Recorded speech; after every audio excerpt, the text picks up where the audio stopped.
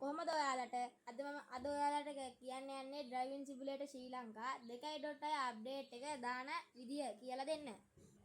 එහෙනම් අපි පහිමු වැඩේට. ඕගොල්ලෝගේ මුලින්ම ඕන වෙන ඇප් එකක් තමයි Google හරි Google Chrome හරි. අපි ඔය දෙකෙන් එකකට යමු. දෙකෙන්ම යන්නේ එකකට. අපි නම් ගියේ Google එකට. දෙකම හරි. ඔන්න සර්ච් කරගන්න driving simulator ශ්‍රී Lanka 2.6 version APK download Android කියලා. ඊට පස්සේ ඒක ටච් කරන්න. හරි තුනයි. ඔයාලට මුලින්ම APK Pionet කියලා වෙබ්සයිට් එක ලින්ක් එකක්. එහෙම නැත්නම් පහලට ගිහිල්ලා බලන්න. ඊට පස්සේ ඔයාලට ඒ ලින්ක් එක හම්බෙයි. ඊට පස්සේ ඔය කට්ටිය ඒක ටච් කරලා ලින්ක් එකට ඇතුල් වෙන්න. ඔන්න මාත් මේ ඒක අස්සට ඇතුල් වෙනවා. ඒකේ ඊට පස්සේ ඔහොම පහලට යනකොට ඔන්න මම ඒකට ඇතුල් වුණා. ඔයාලා මෙහෙම පහලට යන්න. යනකොට මෙහෙම තියෙනවා ඕගොල්ලොන්ගේ අප්ඩේට් ටික. මේකෙන් ඕගොල්ලෝ ඩවුන්ලෝඩ් කරගන්න ඕනේ MV වැඩිම ප්‍රමාණයක් තියෙන මේ ලින්ක් එක. මම තෝරගන්නවා මෙන්න මේ මැද තියෙන එක. ඒක වැඩිම ප්‍රමාණයක් තියෙනවා. ඒක ඕගොල්ලෝ ඩවුන්ලෝඩ් කරගන්න ඕනි. මම නම් ඩවුන්ලෝඩ් කරලා තියෙන නිසා මම ඩවුන්ලෝඩ් again දෙනවා. ඕගොල්ලෝ ඩවුන්ලෝඩ් දෙන්න. මේ ඕගොල්ලෝ ඩීටේල්ස් එකට යන්න. ඔන්න මගේ ටික ඩවුන්ලෝඩ් වෙනවා. ගමන් තියෙන්නේ. මම පොඩ්ඩක් මේක ස්කිප් කරනවා. ඩවුන්ලෝඩ් වෙලා ඉවරලා ආයෙන්නම් චුට්ටක් ඉන්න. හරි. ඔයගොල්ලෝ ඒ ලින්ක් එක ඩවුන්ලෝඩ් කරගෙන ඔයගොල්ලෝ ස්ක්‍රීන් එකෙන් බෑක් වෙන්න. ඊට පස්සේ play story එකට ගිහිල්ලා ඉසෙට් ඇති ඩවුන්ලෝඩ් කරගෙන සමහර අය ඩවුන්ලෝඩ් කරගෙනත් ඇති. මෙන්න මේ විදිහට ඒක සර්ච් කරගන්න. ඉසෙට් ආචීවර් කියලා ගහගන්න ඕනි. මෙන්න මෙහෙම කොළ පාට අයිකන් එකක් තියෙන එකක් ඒ ඕගොල්ලොන්ට. මේ මම ඩවුන්ලෝඩ් කරගෙන තියෙන නිසා ඒක මම ආයෙ ඩවුන්ලෝඩ් කරන්න ඕන නෑ. මම ඒකිනුත් බෑක් වෙනවා එහෙනම්. ඔන්න දැන් ඕගොල්ලොන්ගේ යන්න ඕනි මේ ඩවුන්ලෝඩ් කරගත්ත ඉසෙට් ආචීවර් ඇප් එකට.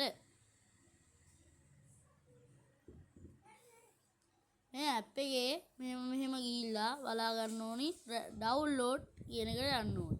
මෙහෙම පහලට යනකොට අපේ ඩ්‍රයිවිං සිමුලේටර් ශ්‍රී ලංකා ලාංඡනයෙන් තියෙන 2.6 APK PO APK කියන එකට යන්න ඕනි. ඒක එකපාරට ටච් කරාම ඉන්ස්ටෝල් දෙන්න.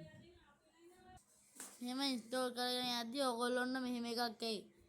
මැද්දෙන් ඒක ඩවුන්ලෝඩ් කරගන්න බෑ කියලා. ඒකෙන් කියන්නේ ඕගොල්ලෝගේ ෆෝන් එකේ unknown app ඩවුන්ලෝඩ් කරගන්න බැරි security එක. මම ඔයාලට කියලා දෙන්න ඒක අන්ලොක් කරගන්න හැටි. ඕගොල්ලෝ මේකෙන් බෑක් වෙලා ඕගොල්ලෝගේ setting app එකට යන්න. ඊට පස්සේ පහලට ගිහිල්ලා security and privacy එකට යන්න ඕනේ. security and privacy එකට ගිහිල්ලා පහලට යනකොට මෙහෙම එනවා auto blocker කියලා app එක.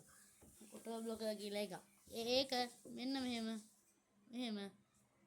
මෙහෙම ඕගොල්ලෝ turn off දෙන්න ඕනේ. turn off කරාට පස්සේ ඕගොල්ලෝ ඒකෙනුත් බෑක් වෙලා ආයි යන්න ඕනේ ඕගොල්ලෝගේ ZXRTU app එකට. ඊට පස්සේ ආයි ඩවුන්ලෝඩ් වලට ගිහිල්ලා මෙහෙම අර ලින්ක් අපි ඩවුන්ලෝඩ් කරගත්ත එක එකපාරක් ක්ලික් කරලා ඉන්ස්ටෝල් දෙන්න.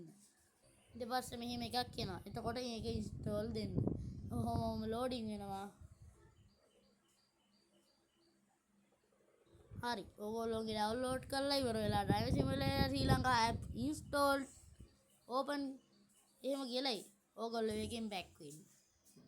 තව දෙයක් කියන්න තියෙනවා. ඕගොල්ලෝ මේ ඉසෙට් අචීවර් app එකට යනකොට ඒකේ permissions ඉල්ලයි. ඒ ටිකට ඕකේ දෙන්න. ඊට පස්සේ දැන් අපේ ගේම් එක මෙතන ඩවුන්ලෝඩ් වෙලා ඉවරයි. දැන් ඒකට ඔබ ඔන්න අපේ ගේම් එක දැන් ඇවිල්ලා ඉවරයි. මේ ටිකෙන් ආයෙ බෑක් වෙලා මේකේ settings හදාගෙන high දාගන්න. ඕක ඊට පස්සේ මෙහෙම ඇවිල්ලා garage එකට යන්න. garage එකට ගිහිල්ලා මෙහෙම add lever යන්න. ඔයගොල්ලන්ට ඕන නම් ස්කින් එකක් දාන්න පුළුවන්. ඕගොල්ලෝ ස්කින් එක ඩවුන්ලෝඩ් කරගන්නත් ඕනි. ගැලරි ඉන්නේ අහන්න. ගැලරියෙන් ඩවුන්ලෝඩ් කරගන්න. මම නම් අපාබෝ ස්කින් එක දාන්නේ. මේක මෙහෙම ඇප්ලයි දෙන්න. දැන් පේරෝරි. මෙහෙම ඇඩ් වෙනවා. ඕගොල්ලෝ ගණන් ගන්න එපා. ඒක වොච් ඇඩ් කියලා තියෙන්නේ. ඇඩ් වෙනකොට මම ඒක ස්කිප් කරන්න.